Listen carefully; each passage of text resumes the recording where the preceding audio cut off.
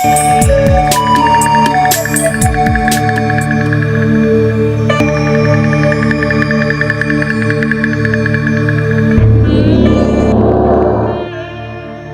akan sekarang berbicara tentang seorang tokoh dunia yang merupakan anomali untuk teori psikologi.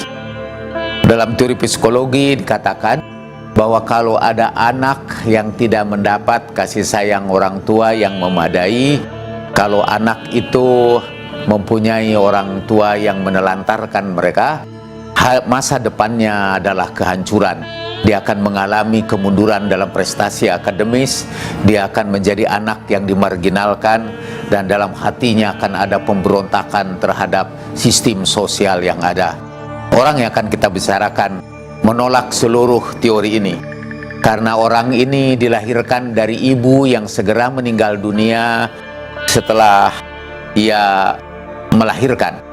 Setelah itu bapaknya kawin lagi, dan dia menjadi gelandangan sejak dari Austria sampai ke Jerman, dari Austria, dari Swiss sampai ke Prancis, menjadi anak yang ditolak dari satu panti asuhan ke panti asuhan yang lain, anak yang boleh kita sebut sebagai anak yang broken home. Tetapi orang ini kemudian menjadi peletak dasar daripada revolusi Prancis, penyusun buku filsafat pendidikan yang pertama di dunia, dan orang atau filosof yang dianggap paling berpengaruh pada abad ke-18, namanya Jean-Jacques Rousseau. Rousseau memang menciptakan beberapa karya besar, dan dia dianggap juga sebagai tokoh romantisme di dalam filsafat barat. Romantisme adalah sebuah aliran filsafat yang menganggap bahwa perasaan lebih baik dijadikan andalan kebenaran ketimbang pemikiran yang berasal dari otak. Bahwa trust your feeling, percayailah perasaan kamu. Sampai Rousseau berkata, sekarang ini makin banyak aku temukan orang pandai, makin sulit aku menemukan orang yang bisa dipercayai. Ucapan Rousseau itu mengingatkan kepada kita bahwa seringkali kepandaian itu dijadikan alat untuk menipu, bahwa kita mestinya lebih percaya kepada orang yang perasaannya tajam ketimbang orang yang kecerdasannya bagus.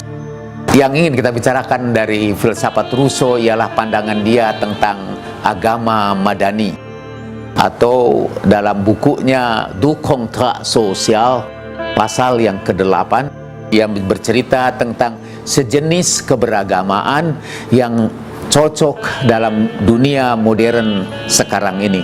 Dia menyebutkan keberagamaan itu sebagai la religion civile, atau agama madani. Dahulu, kata, pada masyarakat primitif, setiap suku bangsa memperjuangkan Tuhan mereka. Jadi kadang-kadang mereka berjuang untuk bangsanya atas dasar membela Tuhan mereka. Kemudian datanglah satu masa ketika kesetiaan kepada negara bersaing dengan kesetiaan kepada agama, kata Rousseau. Jadi misalnya Kristianitas kemudian mencoba menegakkan kerajaan Tuhan di bumi dan menuntut orang untuk patuh kepada gereja. Dan seringkali, kata Rousseau, ketika kepatuhan kepada gereja dengan kepatuhan terhadap negara bertemu, biasanya orang mendahulukan kepatuhan kepada gereja dan meninggalkan kepatuhan terhadap negara.